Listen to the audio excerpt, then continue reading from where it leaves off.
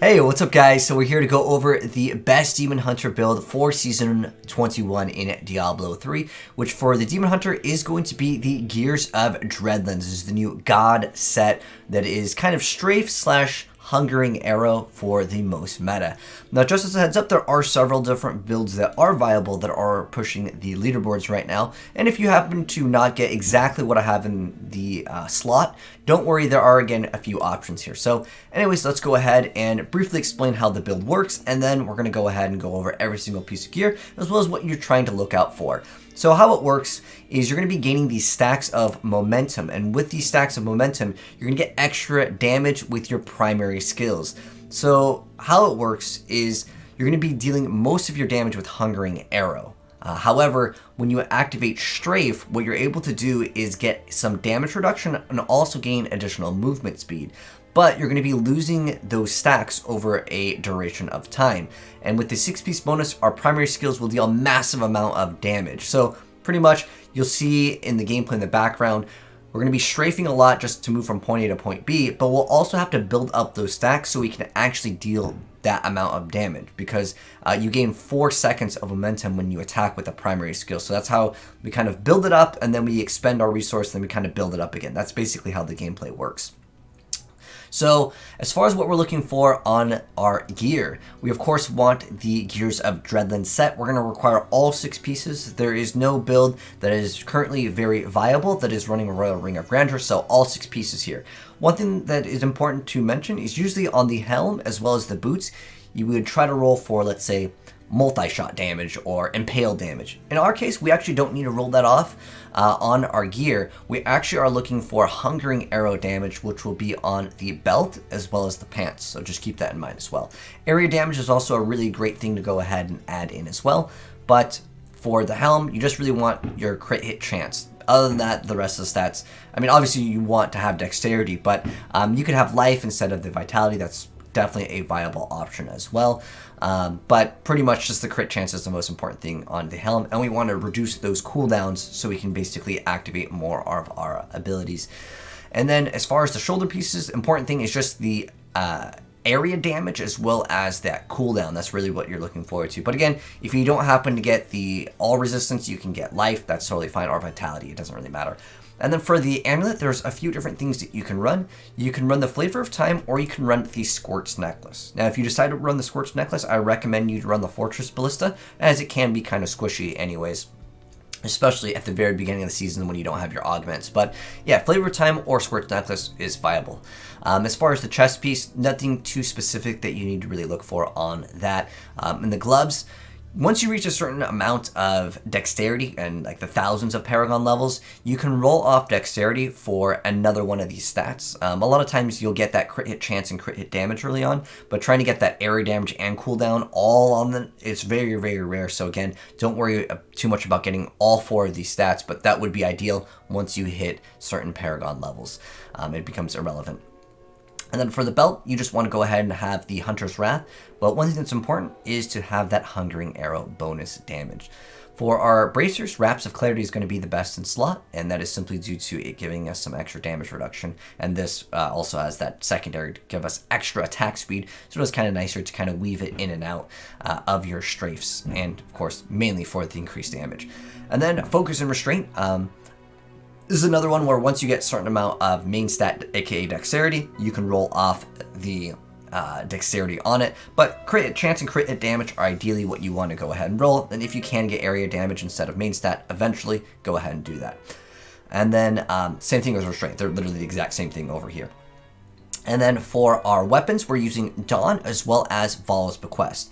So how it works is we're getting all of our damage from Hungering Arrow, and because we are, pretty much everyone's running the Cold Rune right now. I haven't seen one build that's on the leaderboard that's not using it, but each consecutive pierce increases the damage of the arrow by 70%, so you can get up to insane amounts of damage, of course, if it's piercing over and over again.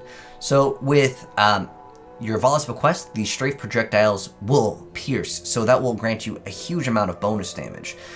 If you decide to go ahead and run Fortress Ballista, that is also another viable option in the weapon slot, as well as the Buriza. The Buriza has the secondary ability to make it so your projectiles pierce 2 additional times. That one, at the moment of me making this video, it's currently doing second right now up on the leaderboard, but of course through time that may change, but it's also a very viable option. Keep in mind that if you happen to get a really good Buriza early on and you happen to have a really bad Dawn, go ahead and throw that in the cube and you'll get better value out of these, if that makes any sense. But this one over here is just overall going to be more consistent just because it doesn't require like Scorched Necklace, let's say, to not take any of the damage. And plus, of course, if you're looking to push greater rifts, the Flavor of Time is usually always going to be the best, and that is due to being able to maybe get that pylon to last a huge amount of the rift's duration. But as far as the skills go, it's pretty much the same on every single build. You're going to be running Shadow Power with Gloom. This is for survivability. You have Vengeance with Dark Heart to give you more survivability. You have Fan of Knives, Bladed Armor, again for more survivability. And then we have Preparation, Focused Mind, so you can go ahead and activate Gloom a lot more often. Our main source of damage, Hungering Arrow plus Devouring Arrow. And then Strafe Rocket Storm, or you can run the Lightning Rune. Both of these are technically viable. Rocket Storm will technically have another source of damage, so you're going to be able to proc your Bane of the Stricken a little bit more often, but don't worry too much about this. It's not that big of a deal. You don't do damage with it for the most part, but if we're talking really min-maxing, I'm pretty sure Rocket Storm will be one of the best, but the Lightning one is also a viable option for the rune. As far as the passes, we've got Numbing Traps, Awareness, Call of the Weak, and Ambush. There are a few different variations, and I'll get into that in a moment. But as far as the cube, it's pretty much the same. The Convention of Elements on every build, and then the Depth Diggers for more damage to our primary skills, which in our case is Hungering Arrow. And then we have the 9th Series Satchel, which is going to give us extra bonus damage with Hungering Arrow, and it will guarantee it to pierce. And then on top of that, again, I mentioned there's a few different things that you can run. With Archery over here, this is also viable. I actually prefer it over running...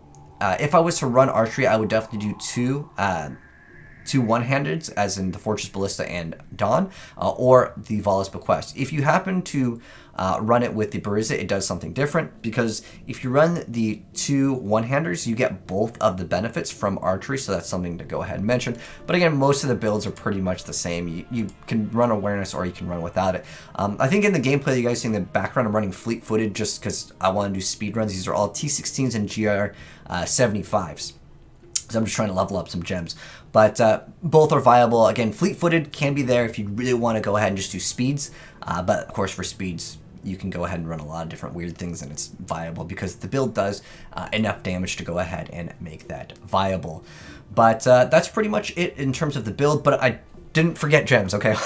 Almost forgot them. Okay, so important thing with the gems. There are several different viable things to go ahead and put in for your gems for this build. So Bane of the Stricken is obviously great if you're trying to push for the highest greater rifts, because those Rift Guardians will take very long if you don't happen to have this sometimes. But Bane of the Stricken is excellent. You can also run Simplicity Strength.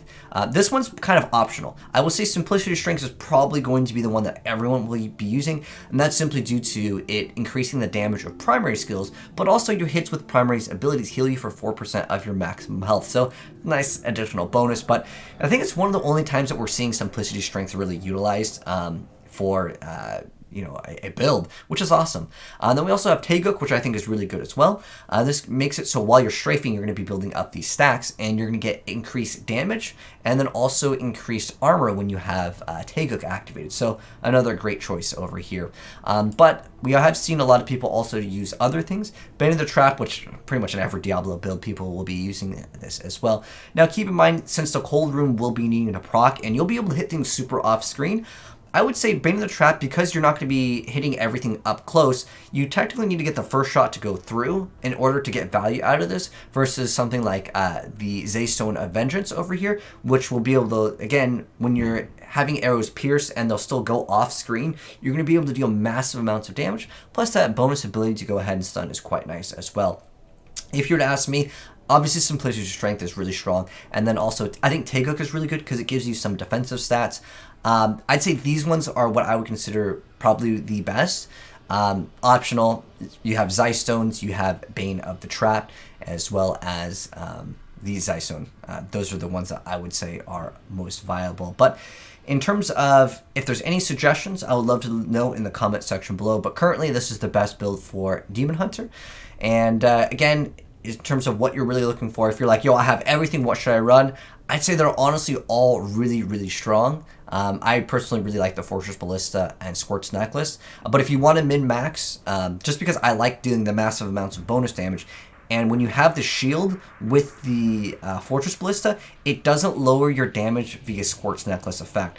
But if you're really looking to push the highest Greater Rift min-maxing, I would say it's really impossible to beat the Flavor of Time. It is technically random if you're going to be getting those pylons or not, but this is the best option at the moment. At least that's my personal opinion. If you guys wanted it, I would be running this build over here. But again, things might change over time as, you know, sometimes people figure out new things. And if there is an update to it, I'll update you guys in the future. So if you guys are new here, subscribe, turn that bell, and you'll definitely see it if there is a new update. Plus, hopefully Torchlight will be getting an update very soon. That's another game that I've been playing. If you guys didn't know, some of the people that worked on Diablo 2 also worked on the new Torchlight game. I did a full playthrough of that, and if you guys want to check that out, I'll also link that down below.